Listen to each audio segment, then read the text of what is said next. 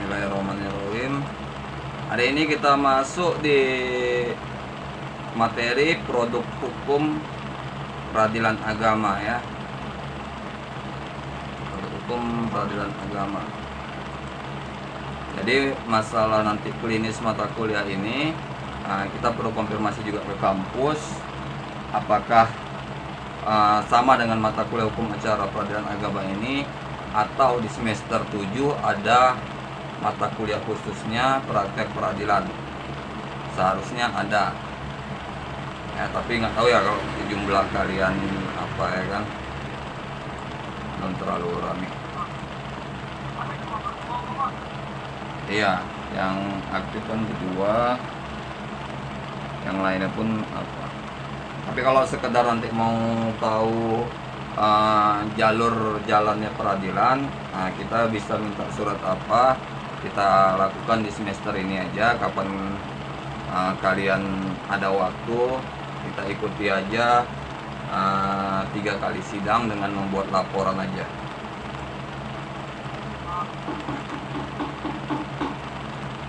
Oke, kita bahas yang pertama itu di materi ini adalah masalah putusan. Apa itu putusan?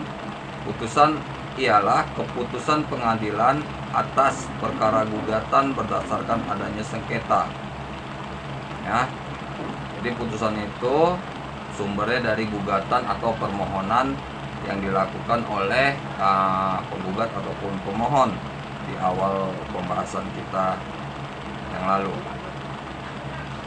Jadi dengan adanya permohonan atau gugatan di tahap akhir, kalau tidak ada mediasi di pertengahan, berarti di tahap akhir dia harus ada putusan, harus ada putusan dari majelis hakim, di mana putusan ini mengikat kedua belah pihak. Jadi apapun putusannya, dia tetap mengikat kedua belah pihak. Di mana semalam kita juga ada membahas jika salah satu pihak tidak hadir, ya kan? Jika salah satu pihak tidak hadir dalam perkara misalnya perceraian, istri mengajukan gugatan, suaminya tidak hadir, tapi diputus pengadilan bercerai, maka ini tetap berlaku kepada kedua belah pihak. Ya, tetap dia berlaku kepada kedua belah pihak.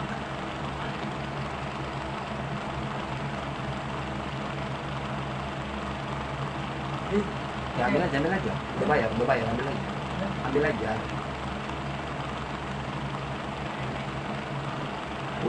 Putusan mempunyai kekuatan pembuktian ya. Putusan ini jadi memiliki dasar dalam pembuktian jika nanti pihak mengajukan gugatan ya. Jika ada pihak mengajukan gugatan, maka ini ada dasarnya. Dasar misalnya perkara cerai tadi yang suami tidak hadir ya. Tahu-tahu suami dapat aja salinan putusan dari pengadilan bahwa statusnya dengan si istri sudah bercerai. Jadi kalau dia bertanya nanti kepada si istri atau kepada pengadilan, ini sudah ada putusan, inilah sebagai bukti bahwa ya perkara peradilan ada, perkara terhadap sengketa ini ada, dilaksanakan ya.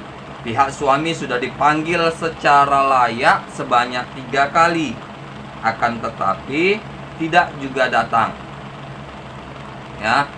Di sini hakim dapat melanjutkan perkara jika tidak datang ya. Jadi kita lihat dalam literatur lain, putusan merupakan suatu pernyataan oleh hakim sebagai pejabat negara yang diberikan wewenang untuk itu dan diucapkan dalam persidangan yang terbuka untuk umum dengan tujuan untuk menyelesaikan perkara atau sengketa antara pihak yang berperkara. Ya, jadi putusan itu adalah pernyataan hakim. Pernyataan hakim itu harus diucapkan dalam sidang yang terbuka untuk umum. Ya, walaupun dalam pemeriksaan perkara, ternyata pemeriksaan perkara dilakukan tertutup. Ya, pemeriksaan tertutup untuk umum, akan tetapi walaupun dari sidang kedua sampai sidang terakhir itu tertutup untuk umum, tapi di sidang finalnya, di sidang putusan, dia harus terbuka untuk umum. Kenapa? Karena memang selain para pihak, harus ada orang lain yang mengetahui bahwa perkara itu sudah diputus, sehingga kalau terjadi nanti gugatan selanjutnya, ada penjelasan-penjelasan yang menguatkan. Karena kalau hanya bukti, ya kita sekarang bukti surat bisa dianggap orang diperbuat. Tapi kalau udah ada saksi minimal 2, kayak selalu saya bilang, minimal 2 saksi itu sudah menguatkan. Setiap putusan pengadilan agama harus dibuat oleh hakim dalam bentuk tertulis dan ditandatangani oleh hakim ketua, hakim-hakim anggota yang ikut memeriksa perkara sesuai dengan penetapan majelis hakim yang dibuat oleh ketua pengadilan agama, serta ditandatangani oleh panitera pengganti yang ikut sidang dalam penetapan panitera. Ya, jadi putusan itu, kalau kalian nanti pun melihat putusan, kalian bisa download di situs Mahkamah Agung, putusan pengadilan agama pun ada. Itu putusan itu gimana? Di situs Mahkamah Agung. Di situs Mahkamah Agung juga ada situ putusan pengadilan agama ada.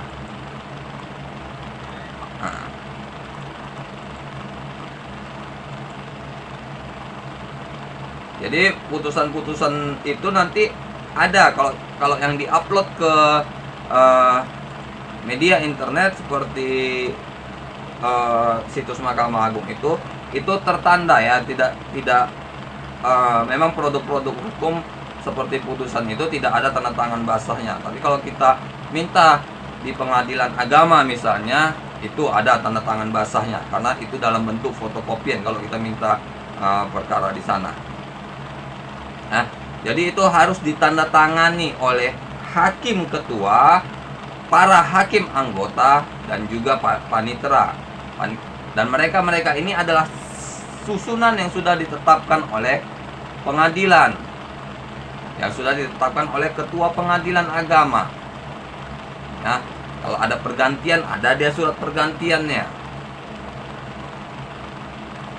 Jadi apa yang diucapkan oleh hakim dalam sidang harus benar-benar sama dengan apa yang ditulis, dan harus benar-benar sama dengan apa yang diucapkan dalam sidang peradilan. Ya. Jadi isi putusan itu harus sama persis antara apa yang dicetak dengan apa yang diucapkan. Harus sama persis itu berarti harus sama sak titik komanya. Kalau kita jadi pejabat hakim, kita jadi hakim, nggak boleh kita menambah-nambahkan bahasa-bahasa kita sendiri. Ya, ngerti ya?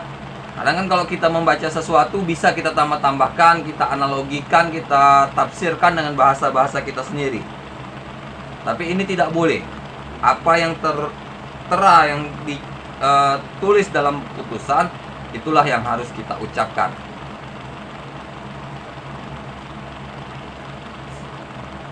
Selanjutnya, putusan yang dikeluarkan pengadilan agama harus memuat hal-hal.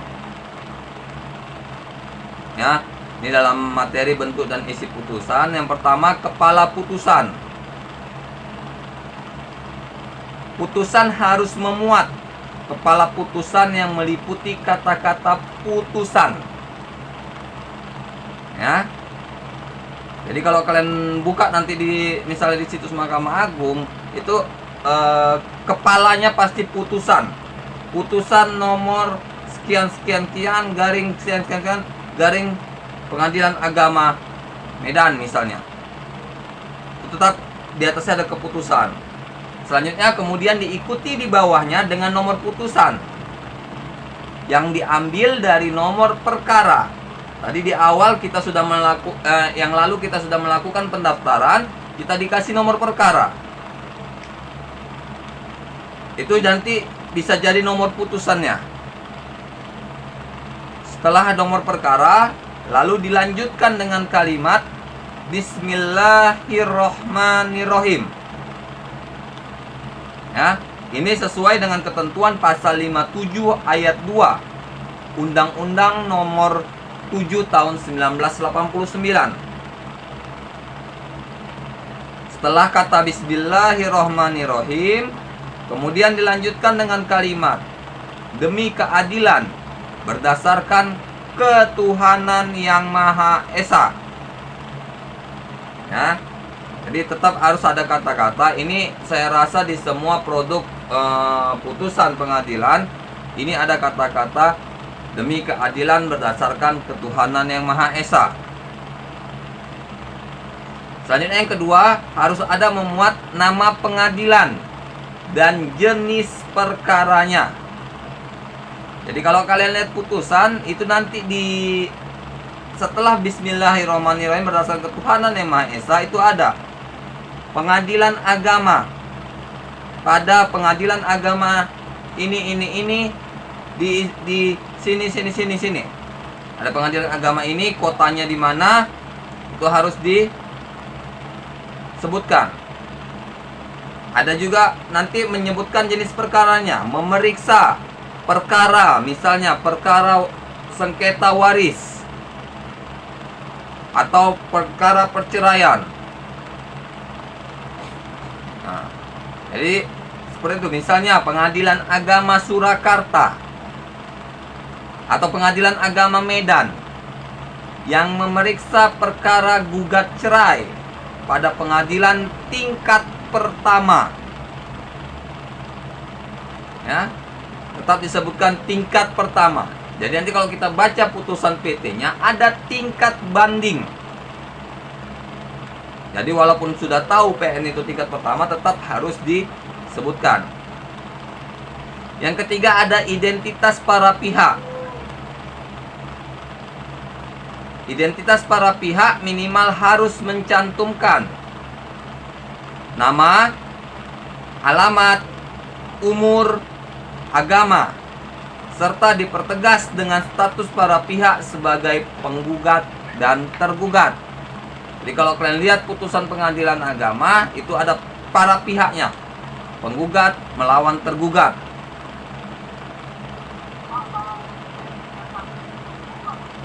Gimana?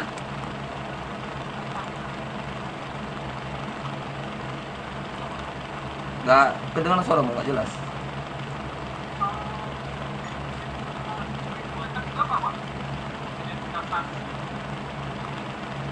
Kalau dibuat. Tapi dia tidak di awal. Yang di awal ini,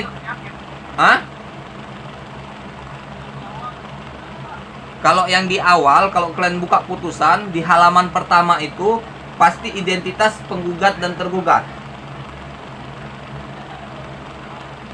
Nah, kalau ada identitas lainnya nanti disesuai urutan perkaranya. Nanti kita ini cerita, ini sesuai urutan perkara saya ceritakan. Mulai dari pertama tadi kepala putusan, nama pengadilan dan jenis perkara, identitas perkara. Ini yang keempat ada duduk perkara. Ya. Saya jelaskan di sini duduk perkara itu yang pertama uraian lengkap isi gugatan. Jadi duduk perkara apa surat gugatan dari penggugat atau surat permohonan dari pemohon itu dijelaskan. Setelah data-data tadi dijelaskan di situ. Ya.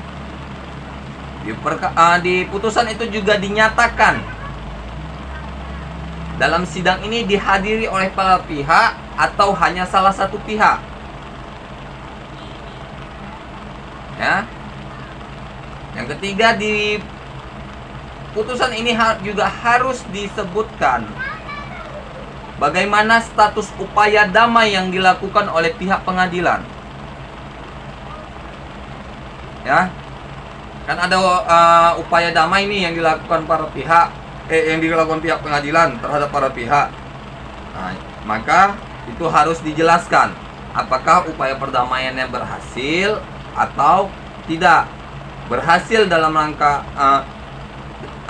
dengan hasil apa? Berhasil bisa jadi berhasil, tapi para pihak tetap pada putusan bercerai misalnya, bisa. Selanjutnya ada uraian jawaban tergugat. Jawaban tergugat terhadap gugatan penggugat di awal harus juga dibuat. Jadi kalau dia gugatannya panjang, pasti itu putusannya tebal karena saling menjawab. Ada uraian replik. Ya, replik ini gugatan atas jawaban tergugat. Ada juga duplik. Duplik yang seperti kita jelaskan yang lalu juga, ini jawaban atas replik. Ya. Selanjutnya ada uraian kesimpulan dari para pihak. Nah, jadi dibuat kesimpulan dari para pihak ini. Di putusan itu dibuat kesimpulan hakim atas apa yang diutarakan oleh para pihak. Selanjutnya ada pembuktian para pihak. Jadi di pembuktian para pihak ini, disinilah dijelaskan barang-barang bukti yang diajukan di pengadilan, saksi-saksi yang diajukan ke pengadilan, itu harus dijelaskan di sini. Jauh dia di belakang, di tengah-tengah lah kalau bisa dibilang, di tengah-tengah sebelum pertimbangan hakim, kan?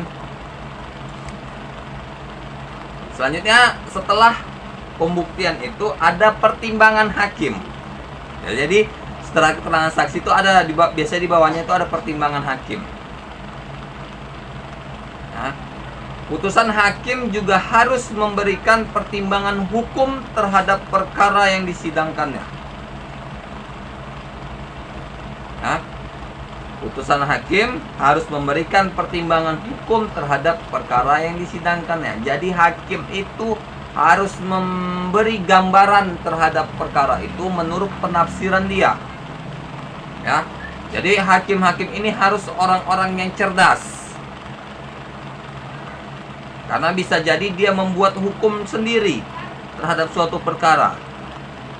Ya, daya pikirnya harus luas. Harus tidak boleh ketinggalan berita.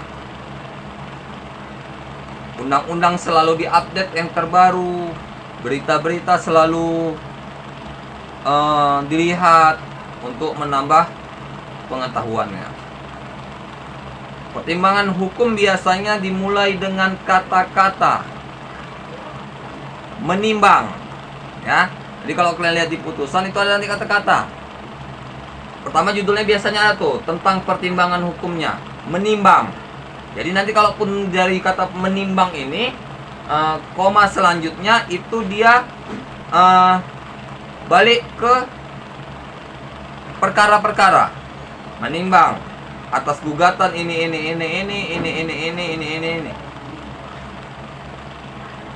Jadi yang dipertimbangkan itu yaitu peristiwa, dalil gugatan, bantahan, eksepsi tergugat, pasal-pasal tertentu dari peraturan perundang-undangan, maupun hukum yang tidak tertulis. Nah, ini yang selalu saya bilang kan. Jadi hakim itu bisa menimbulkan hukum baru. Jadi walaupun hukum-hukum itu tidak tertulis, dibenarkan hakim memberi pertimbangan berdasarkan analoginya. Ada di undang-undang kehakiman. Ya. Jadi dalam memberikan putusan, hakim itu bukan serta-merta berdasarkan undang-undang. Ya. Undang-undang iya sebagai dasar hukumnya, tapi bukan 100% harus dari undang-undang. Hakim itu bisa melakukan analogi terhadap peraturan yang ada. Serta dia juga harus menghubungkan dengan alat-alat bukti dan keterangan saksi yang ada. Ya. Harus disambungkannya supaya menjadi satu kesatuan yang saling berkaitan. Setelah itu hakim menarik kesimpulan tentang terbukti atau tidaknya gugatan itu. Jadi nanti sebelum putusan di pertimbangan itu ada kesimpulan hakim tentang terbukti nggak nih gugatan dari penggugat, atau malah jawaban dari pihak tergugat yang terbukti. Jadi kalau dari situ kita sudah bisa mengambil gambaran tentang isi putusannya. Ya. Selanjutnya di yang pihak ke-6, amar putusan.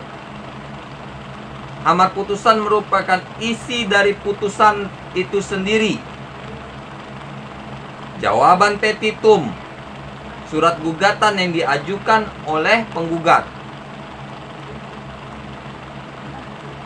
Amar putusan dimulai dengan kata mengadili. Ya. Jadi kalau kalian lihat putusan ada kata mengadili, itu berarti udah masuk ke amar putusan.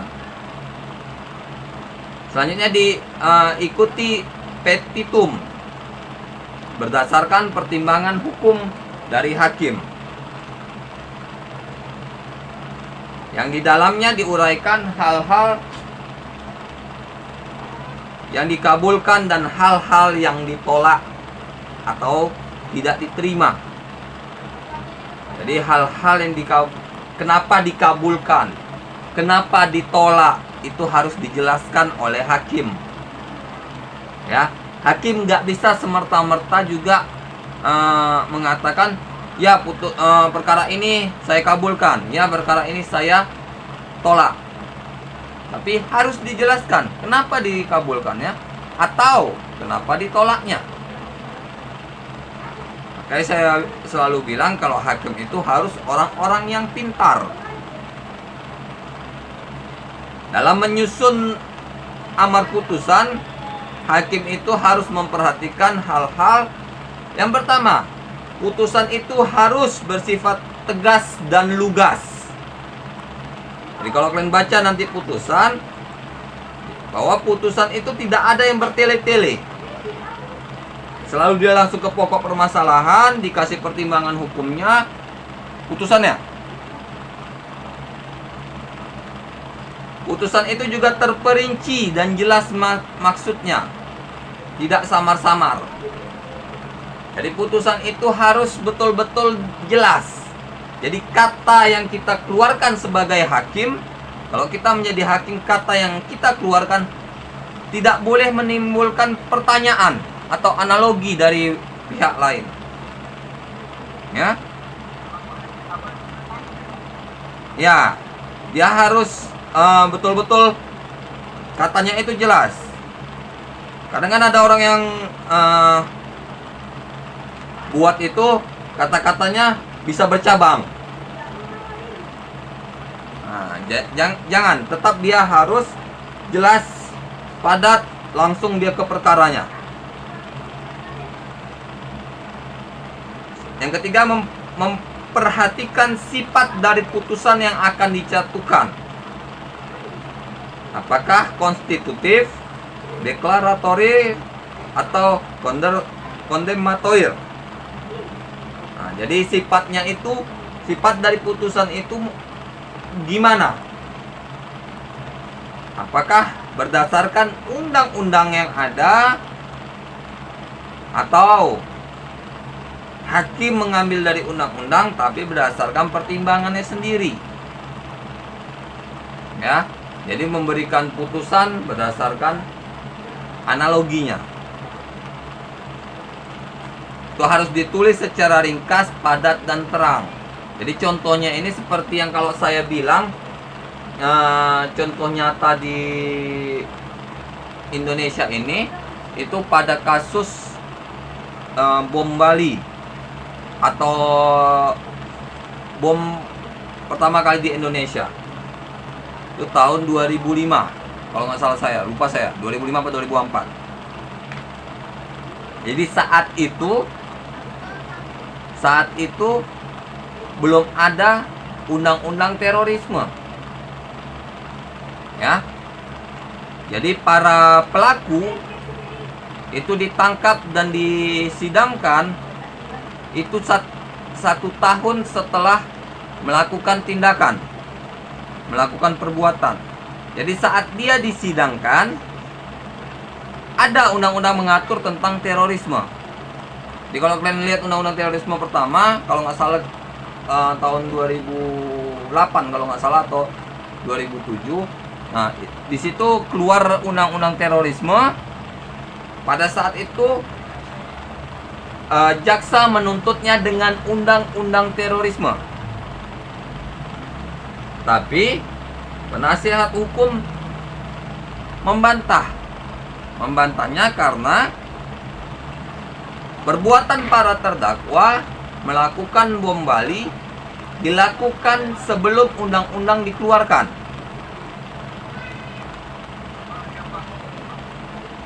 Ya kan? Jadi di situ hakim memberikan pertimbangan dan tindakan bom bunuh diri yang dilakukan atau pengeboman di Bali atau di gereja di Jakarta itu bukan tindak terorisme. Kalau kalian ada dapat putusannya, itu bukan tindak terorisme tapi pembunuhan berencana. Makanya para pelaku ada yang dihukum seumur hidup, ada yang hukuman mati. Ya, jadi disinilah peran analoginya. Saya ngambil contoh seperti itu, sini analogi. Jadi saat itu belum ada yang mengatur tentang terorisme. Orang belum kenal nih, bom itu apa. Ya kan, maksudnya bom itu termasuk dalam tindakan apa. Kalau di dunia internasional namanya tindakan terorisme. Di Indonesia, KUHP kita nggak ada terorisme. Yang ada mengganggu ketertiban negara, ya, pembunuhan berencana, mengancam keselamatan masyarakat, itu ada.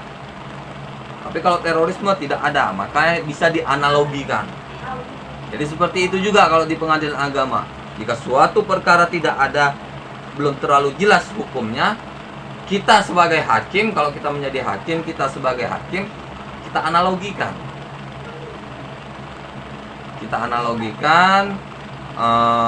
Supaya ini dia jadi jelas, ya, tidak menimbulkan pertanyaan dari para pihak. Selanjutnya ada bagian penutup. Di bagian penutup ini memuat kapan putusan itu dijatuhkan. Jadi kapan hakim mengucapkan putusan itu, yang dibacakan dalam persidangan yang terbuka untuk umum. Ya, majelis hakim yang memeriksa, panitera yang membantu, kehadiran para pihak dalam pembacaan putusan itu harus ada semua dalam pembacaan putusan. Kecuali memang dari awal seperti saya bilang salah satu pihak tidak hadir, bisa dilanjutkan. Putusan ditandatangani oleh majelis hakim dan panitera yang ikut sidang, dan pada akhir putusan dimuat perincian biaya perkara. Ya, jadi di akhir putusan juga ada perincian biaya. Biasanya dikenakan kepada pihak yang kalah. Biasanya pihak yang kalah dalam perkara ini diwajibkan membayar biaya perkara yang timbul atas perkara ini dengan sejumlah sekian. Ya. Selanjutnya ada macam-macam putusan pengadilan. Dilihat dari segi sifatnya. Yang pertama, putusan deklaratoir. Apa itu? Yaitu putusan yang menyatakan atau menerangkan keadaan atau status hukum. Putusan deklaratoir biasanya bersifat menetapkan saja tentang keadaan hukum, tidak mengadili karena tidak ada sengketa. Fungsinya sebagai penegas dari suatu keadaan yang sudah ada atau keadaan yang sudah tidak ada. Apa contohnya? Pernyataan adanya hubungan suami istri dalam perkara cerai yang perkawinannya tidak tercatat di pegawai pencatatan nikah setempat. Jadi kalau ingin mengajukan gugatan cerai yang kita kenal dengan nikah di bawah tangan, ini harus ada surat keterangan dari tuan kadinya, ya, dari saksi-saksinya, dari kepala lingkungannya, harus lengkap. Ada putusan konstitutif. Apa itu putusan konstitutif? Itu putusan yang meniadakan suatu keadaan hukum dan menimbulkan suatu keadaan hukum yang baru. Putusan konstitutif biasanya tidak diperlukan pelaksanaan dengan paksaan. Jadi di sini tidak ada paksaan. Karena dengan diucapkannya putusan itu sekaligus keadaan hukum yang lama terhenti dan timbul keadaan hukum yang baru. Misalnya, putusan perceraian semula terikat dalam perkawinan menjadi perkawinannya putus karena perceraian. Ya, contohnya ini perkawinan yang semula ada ikatannya mungkin berupa buku perkawinan dan surat keterangan perkawinan. Maka setelah perceraian ini maka putus. Perkawinannya putus, bukunya ditarik lagi oleh pihak pengadilan untuk agar tidak dipergunakan lagi ke depannya. Diberi surat putusan supaya mengubah status masing-masing pihak. Ada putusan kondemnatoir, yaitu putusan yang bersifat menghukum kepada salah satu pihak yang kalah untuk memenuhi suatu kewajiban atau prestasi yang ditetapkan oleh hakim. Contohnya apa? Contohnya penetapan hakim untuk menghukum tergugat untuk menyerahkan tanah dan bangunan untuk dibagi secara waris. Nah, jadi harus ada apanya dulu, pengambil alihan oleh pihak pengadilan. Dilihat dari segi isinya, yang pertama, gugatan tidak dapat diterima atau need of an verlaat atau INO. Yaitu gugatan tidak dapat diterima, yaitu putusan pengadilan yang diajukan oleh penggugat tidak dapat diterima karena alasan yang dibenarkan oleh hukum.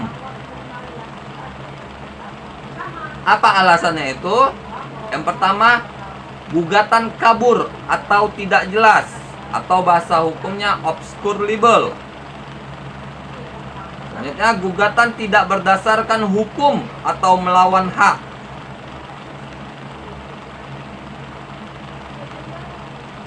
Yang ketiga, gugatan prematur atau belum saatnya diajukan. Ada gugatan nebis in idem. Nebis in idem ini tidak seharusnya diajukan di pengadilan itu. Ada error in persona. Error in persona ini dia pihak tergugatnya salah alamat. Ada salah satu pihak tergugat yang ternyata tidak ada kaitannya dengan perkara tersebut. Nah, ini error in personam. Ada gugatan telah lampau waktu atau kadaluarsa yang udah kelamaan. Ada pengadilan tidak berwenang mengadili. Ini kalau di setiap perkara ada ini tentang kewenangan mengadili. Ya. Misalnya apa? Misalnya kalau ini yang saya bilang ada dibolehkan juga mereka yang non muslim ingin berperkara di pengadilan agama. Misalnya masalah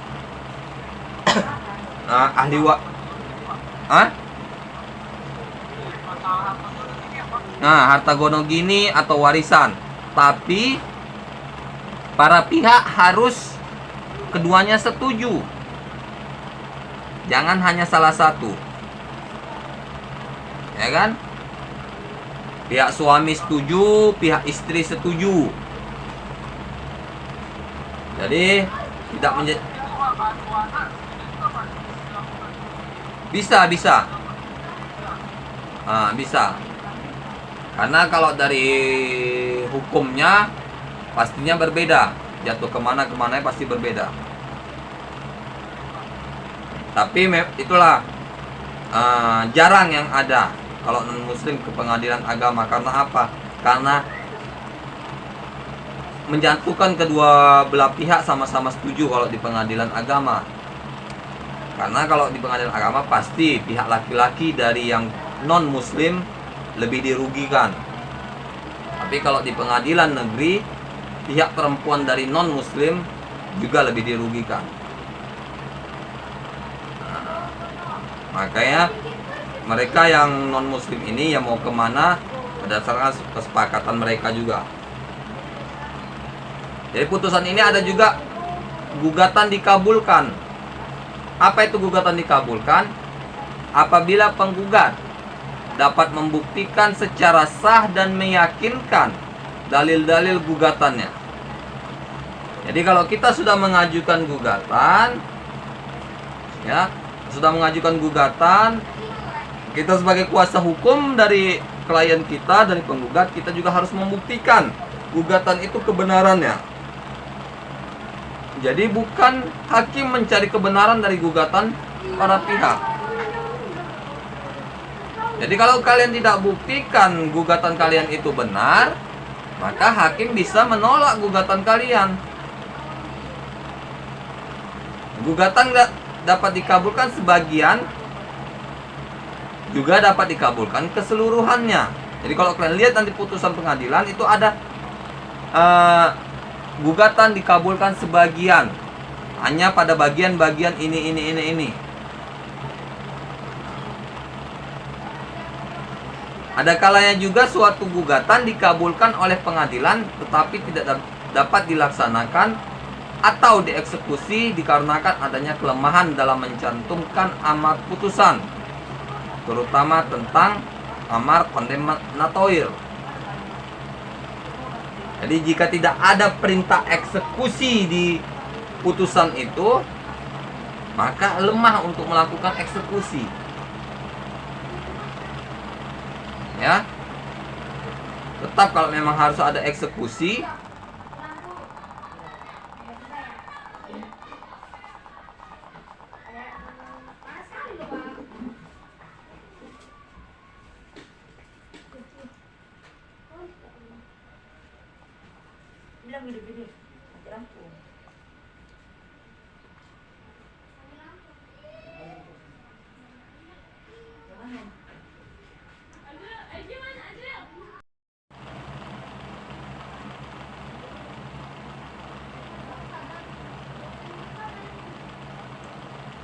di sini ada juga gugatan itu ditolak. Apa itu gugatan ditolak? Yaitu apabila penggugat tidak dapat membuktikan secara sah dan meyakinkan dalil-dalil gugatannya. Penolakan dapat terjadi seluruhnya atau hanya sebagian saja, tergantung apakah penggugat dapat mengajukan bukti gugatannya atau tidak. Bedanya dengan gugatan tidak dapat diterima adalah kalau tidak diterima gugatan, perkaranya belum diperiksa. Sedangkan apabila ditolak, pokok perkaranya sudah diperiksa, dan setelah diperiksa terbukti dalil gugatannya tidak beralasan atau tidak dapat dibuktikan kebenarannya. Ada juga gugatan digugurkan. Apa itu gugatan digugurkan? Gugatan digugurkan apabila dalam persidangan penggugat tidak hadir. Setelah dipanggil secara resmi dan patut, maka perkara gugatan digugurkan. Dalam hal ini gugatan penggugat dinyatakan gugur dan dihukum untuk membayar biaya perkara. Ada juga gugatan dibatalkan. Gugatan dibatalkan apabila panjar biaya perkara telah habis dan penggugat telah ditegur untuk membayar biaya panjar perkara apabila dalam tenggat waktu 1 bulan tidak diindahkan, maka dapat dibuat penetapan perkara gugatan dibatalkan dengan membebankan biaya perkara kepada penggugat.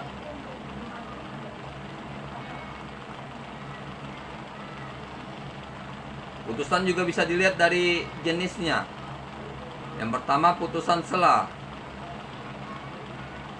Putusan sela adalah putusan yang diucapkan sebelum putusan akhir. Putusan sela tidak mengikat hakim. Bahkan hakim yang menjatuhkan putusan sela berwenang mengubah putusan sela tersebut jika ternyata mengandung kesalahan.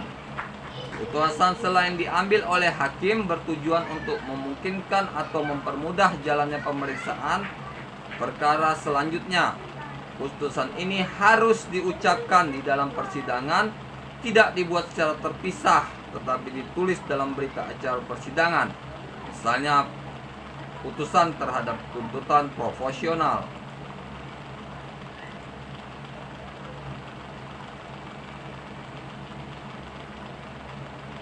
Ini ada putusan akhir.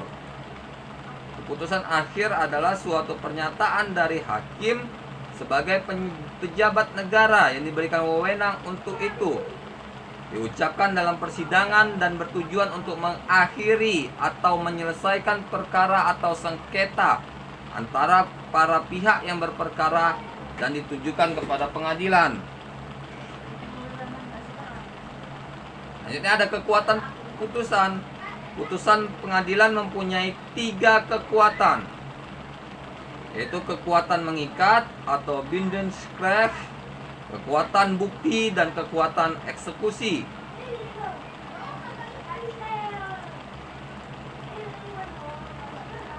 Suatu putusan mempunyai kekuatan mengikat dan mempunyai kekuatan bukti ialah putusan tersebut sudah memperoleh kekuatan hukum yang tetap atau inkrah.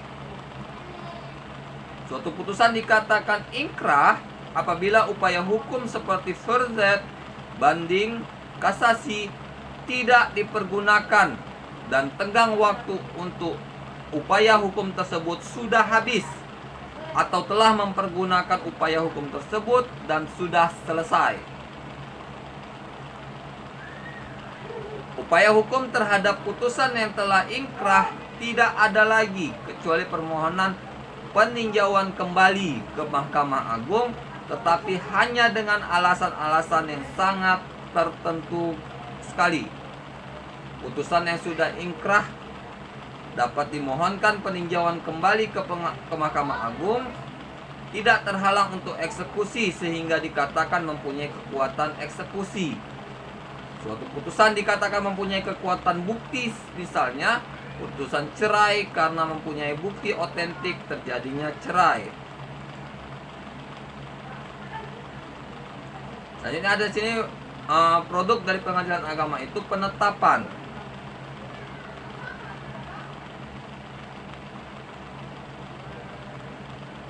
Apa itu penetapan? Penetapan disebut al-isbat atau dalam kurung Arab atau basiking dalam bahasa Belanda. Ya, penetapan itu dalam bahasa Arab disebut al-isbat.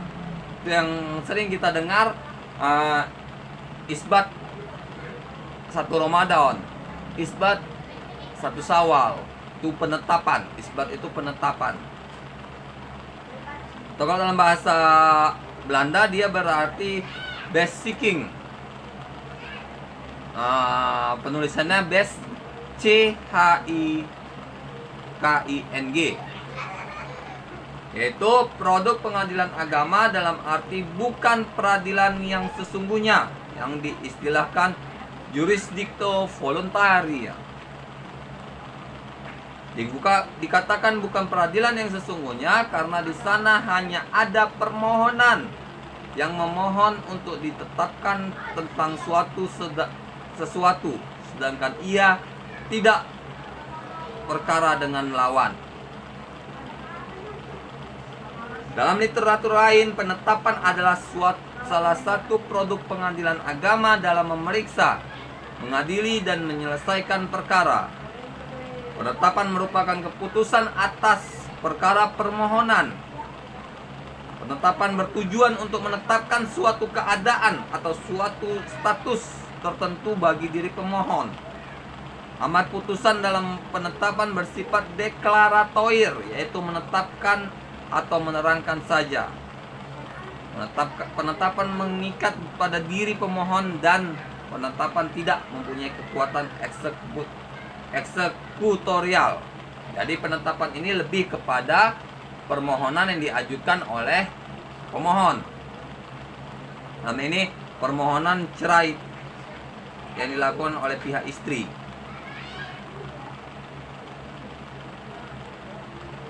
Jadi kita lihat ada bentuk dan isi penetapan.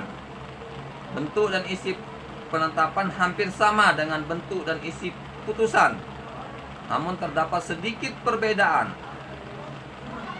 Bedanya yaitu identitas pihak-pihak pada permohonan dan pada penetapan hanya memuat identitas termohon.